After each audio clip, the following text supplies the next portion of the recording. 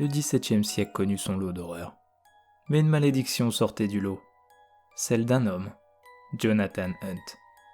C'était un marchand connu de la ville.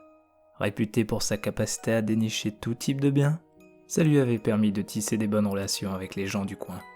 Mais une chose le démarquait le plus des autres. C'était la collection remarquable de jouets qu'il présentait dans son échoppe. La vente de jouets était une activité peu courante à cette époque. C'est ce qui lui valait la visite régulière d'une dizaine d'enfants. Jonathan les autorisait à jouer avec certains d'entre eux au sein de la boutique. Il se plaisait à leur montrer ses dernières créations. Car il n'était pas qu'un simple marchand, il était lui-même à l'origine d'une bonne partie de sa collection. Les habitants du quartier appréciaient de voir Jonathan s'occuper si bien de tous ses enfants. Cependant, sous ses allures de gentilhomme se cachait un véritable monstre, jugé coupable d'une 50aine de meurtres. Son mode opératoire était simple. Il fermait toujours sa boutique aux alentours de 23h, et si quelqu'un avait la mauvaise idée de s'y rendre la nuit, ou la malchance de croiser son chemin dans les rues, il valait mieux pour cette personne que Hunt ne soit pas d'humeur joueuse. C'était un véritable psychopathe. Il se plaisait à jouer avec ses victimes. Dans un premier temps, la personne ne se doutait de rien. Hunt gardait constamment la même expression. Il avait ce regard innocent et esquissait le même sourire que tous lui connaissaient. Puis elle remarquait le grand couteau qu'il tenait fermement dans sa main. C'est à ce moment que la traque commençait, mais ça ne durait jamais longtemps. Il arrivait toujours à rattraper sa victime avant qu'elle ne trouve de l'aide. Les corps étaient généralement retrouvés dans une mare de sang. Une partie était dépecée et l'inscription « Lose » était systématiquement gravée sur leur front, comme s'il s'agissait d'un vulgaire jeu. Cela dura des années sans que Hunt ne soit inquiété jusqu'au jour où il fut pris en flagrant délit, découpant sa victime en sifflotant comme si de rien n'était. Des kilos de peau avaient alors été retrouvés dans l'arrière de sa boutique. Il s'en servait pour confectionner certains jouets. La pire sanction de l'époque fut appliquée à son encontre.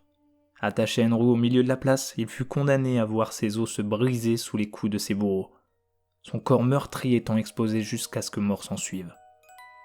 Il fallut 3 jours avant que Hunt ne succombe à son châtiment. 3 jours durant lesquels il continuait de sourire aux passants, en répétant inlassablement que le jeu n'était pas terminé et qu'il reviendrait.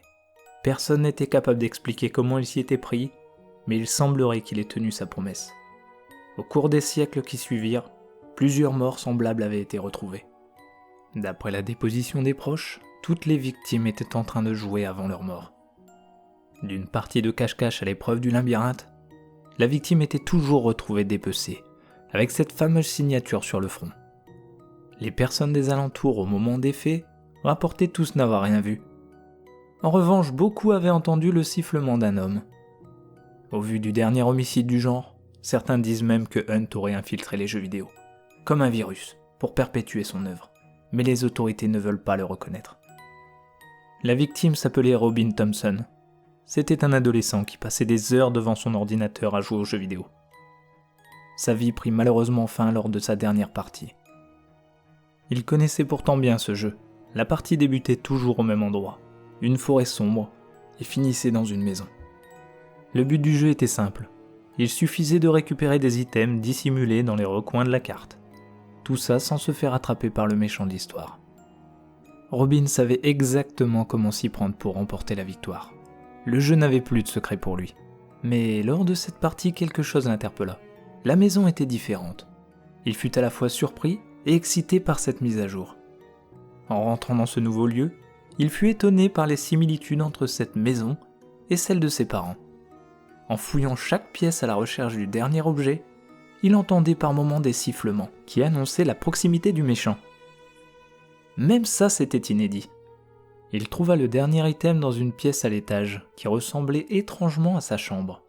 La décoration ainsi que la disposition du mobilier étaient identiques. Quand il mit la main sur cet objet, il fut surpris de ne pas voir défiler le générique de fin indiquant sa victoire. Il y avait peut-être encore un objet à trouver suite à cette mise à jour.